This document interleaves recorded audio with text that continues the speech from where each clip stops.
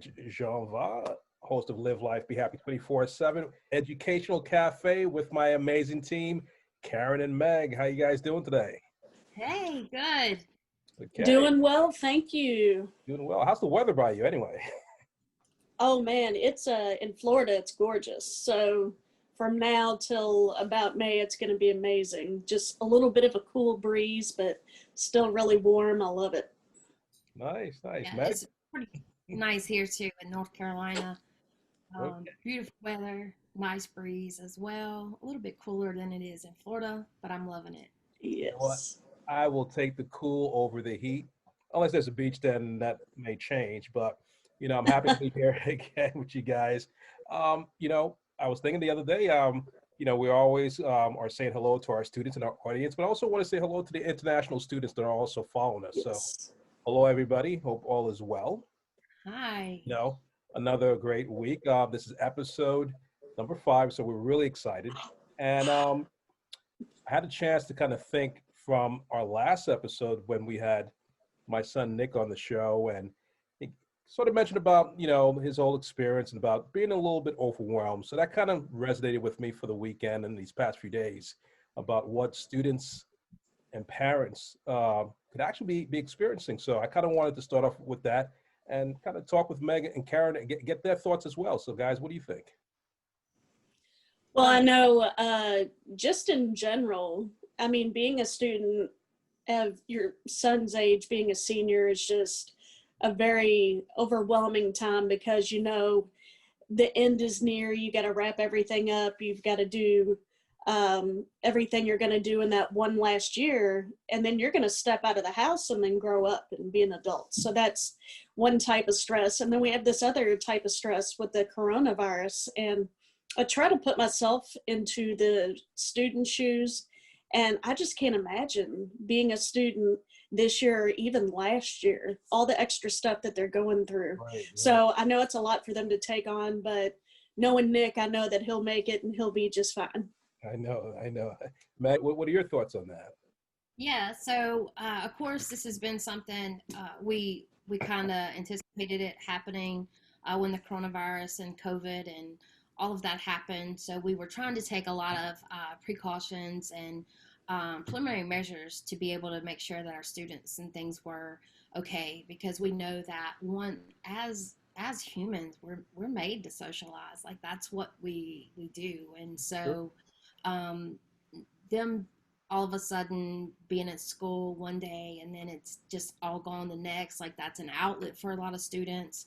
Our athletes, that's what they're passionate about doing. I remember being a student athlete, like that's the only, in that time, that's the only reason I wanted to do good in school was so I could stay in sports. So yeah, so we were really worried about that transition. And so just the anxiety, we have a lot of high achieving students who naturally have some anxiety and stress and things anyway. So we definitely have been keeping an eye on that, and we've noticed an increase in that. And we just actually started a program we're starting. It's called Fast Track.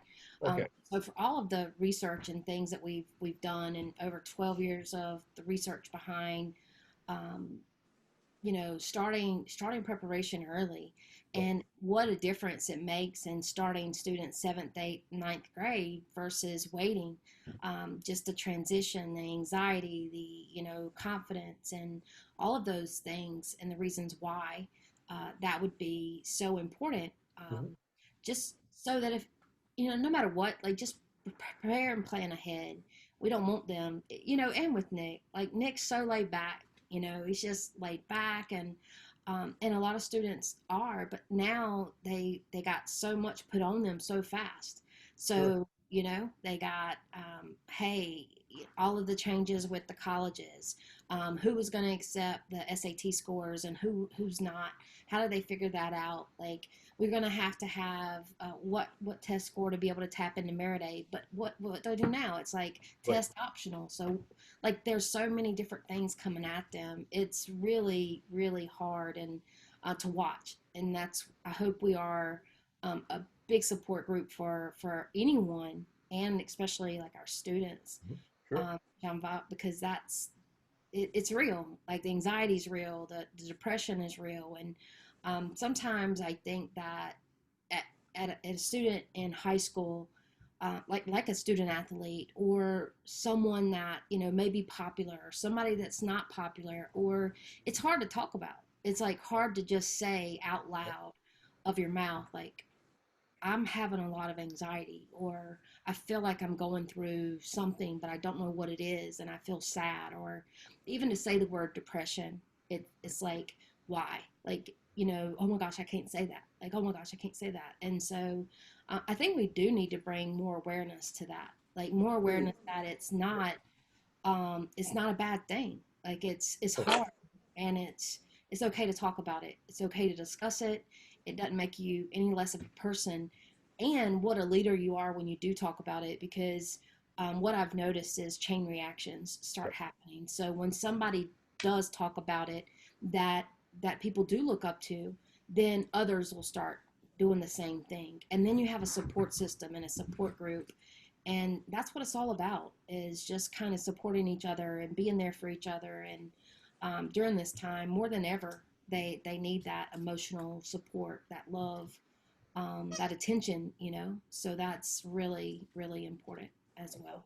I totally agree. I totally agree. And you mentioned something like really, which was important, anxiety. And Mhm. one of my concerns, and this is for the parents out there who are listening as well, was how would the children respond with this, and I'm going to say this new playbook.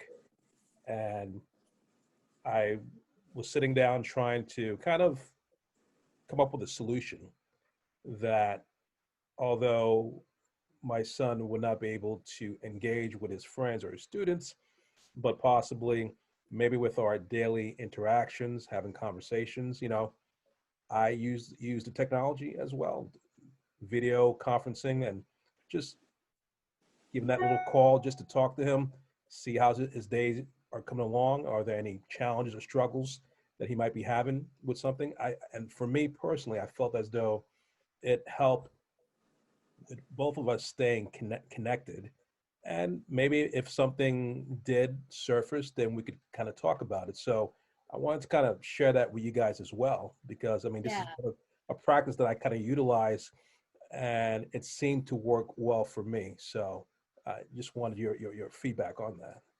I think it's amazing. And since you mentioned parents, we have to have a certain amount of parental awareness. And while this is going on, we still have parents that are at work. And then we do have some students that are at home. And you mentioned the fact that you use technology. Sometimes the phone call, FaceTime, quick Zoom, Skype, whatever the method is of communication, even though you're not face to face, and even though you can't, reach out and touch that person. I mean, it might be your mom, it might be your best friend, it might be your classmate. You've got to find that one person who is that emotional support for you. So if it's not a parent, maybe it's a friend or a teacher or anyone. But in regards to anxiety and mental health, everyone needs somebody, period. And it never hurts to reach out to whomever that person is. And there's nothing wrong with it. That's not a sign of weakness. It's a sign of awareness, Sure. self-awareness that, hey, I've got to get something off my chest, and after that, I'll feel better. Or, you know what, I'm going to give my dad a quick phone call or Zoom with him and just get his advice on something. Because the more you self-isolate and keep yourself bottled up, Right. the more trouble you're going to have with the anxiety and depression. And it doesn't matter if you're an adult or a child, it's all the same. Sure. So self-awareness is very important. Totally agree. Um, Totally agree. I Meg? 100% agree with that. And so I also think that, you know, parents, like it is important to have that conversation with their kids, the students, is they can handle it, and they do need to know that you understand. And as an adult, okay, I'll be the first. I have never had anxiety in my life. psychology background wasn't able to relate to the full meaning of anxiety or panic attacks until it happened, right? And when it happened to me, and I was scared to tell really anyone because they looked up to me, like they thought I was strong and they thought I always had it together. But so I had to start sharing that story, like, you know what, like I had, and I have, like I still have anxiety today. And so but once you experience that, you really realize how much it is needed to be discussed out loud with others. Because if I had those thoughts and I was scared of sharing, like how many others have those thoughts and they're scared of talking about that too. You know, it's not something easy to share your personal life, something that's that emotional to you. It's not always easy to share. So, Right. yes. Totally agree. Totally agree. Now, since we are on this topic, I mean, if I'm a parent, which I am, and a student, where are the resources that we can access, whether we're in grade school or in high school or college? Do these things exist? Because, I'm just asking out there because there might be a parent who's watching this feed and just wondering, hey, you know what? This sounds very interesting. So where can we go in terms of information and resources? So there's a lot of information and resources, of course, online. You would just look into your local area, and there's like 800 numbers and things out there. But if there's anyone who wants to talk about it, wants to discuss it, um, students, parents, I'm always call us at ICP-Teams as well, and I will help find someone for them. They have different organizations now. There's like counseling online, virtual, like it is right now. The BetterHelp, and I think BetterHelp's one of them. You'll see a few of them that are kind of listed online. But there's a lot of resources depending on what the student needs, or what the parent needs, or what the individual needs as a person. So I would be more than happy to help them find the right resources for them, whatever that may be. So, What yeah. I like to do, like I said, when we're able to put this out on Sunday, we can, put that information as well in a description section. So anybody who's interested in that information can reach out, Yeah. because I think these are, it's important issues that sometimes we don't want to talk about, but, we have to, you know, Mhm. we have to, because, things are changing, and, this is going to be very helpful. I mean, I found for myself as a parent individual, I try to find things to kind of pass the time. I enjoy reading books.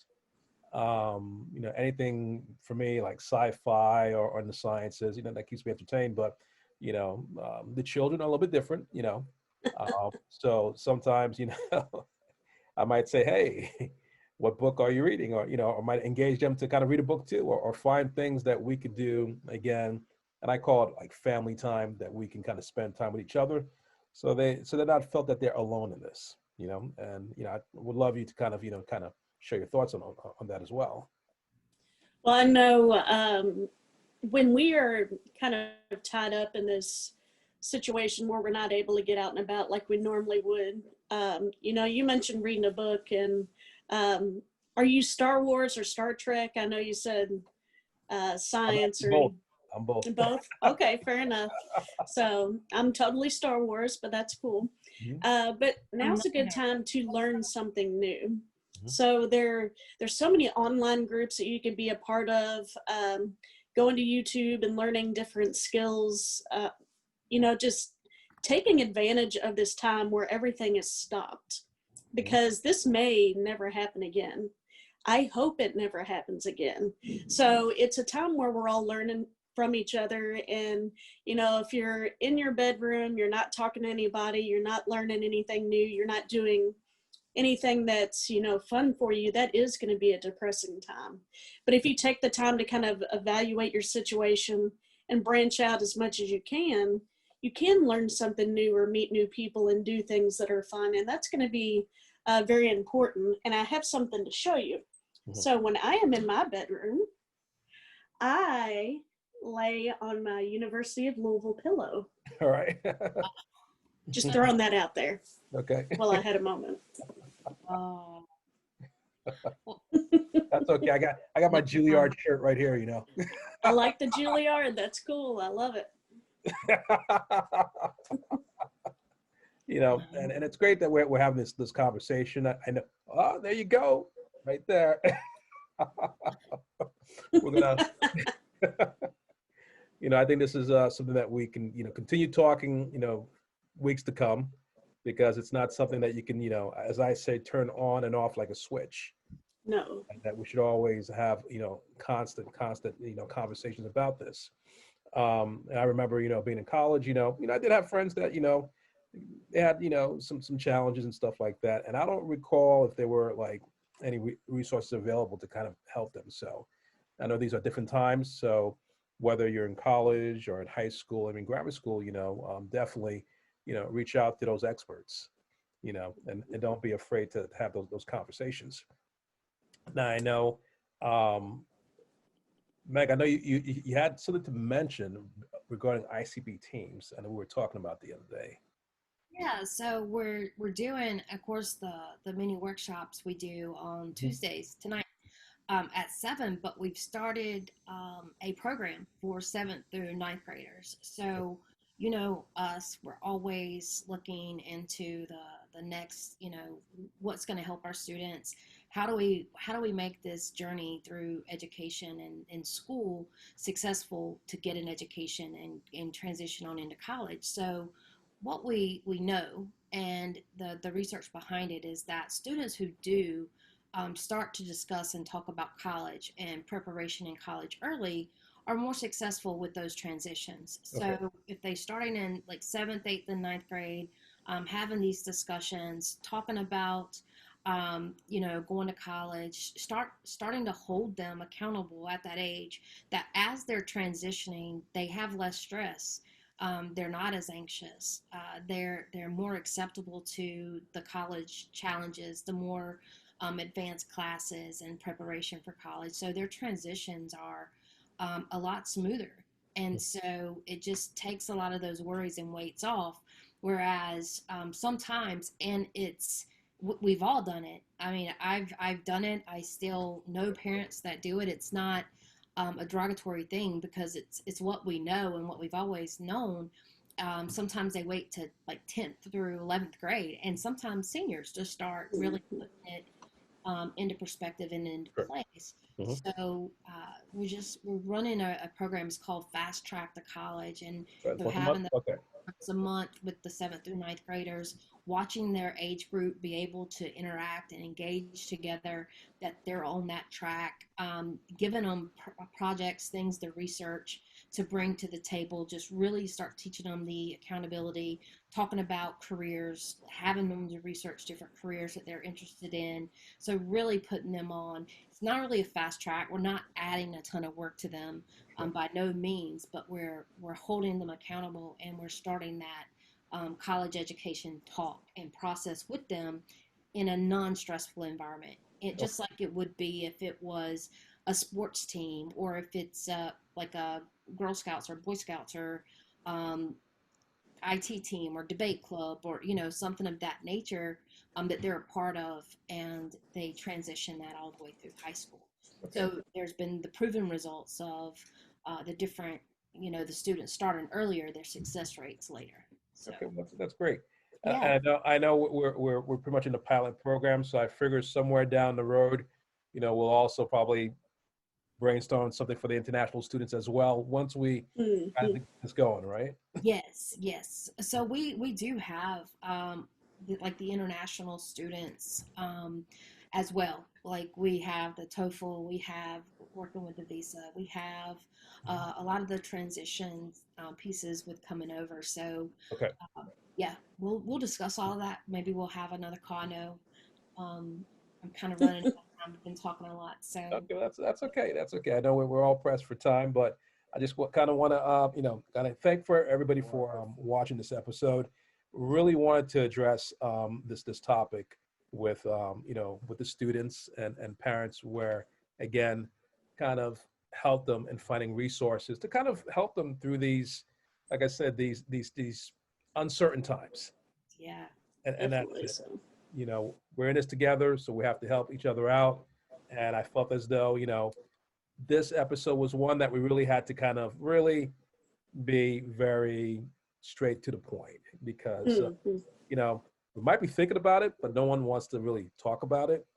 So I said, why not? We decided, well, let's talk about it, Yeah, no, I appreciate that. Like I think it's really something that it does need to be brought to light so much more without the fear of being stereotyped behind it. So Right. I'm glad of this conversation today. Great, great. Mhm. My sisters tell me I'm pressed for time, so I want to thank everybody again for following Educational-Caffe. Remember, subscribe, um, click on the bell so you can get the upcoming episodes. And we want to say thank you for joining us. And again, I'm going to hand off to my colleagues here to kind of close it off for us.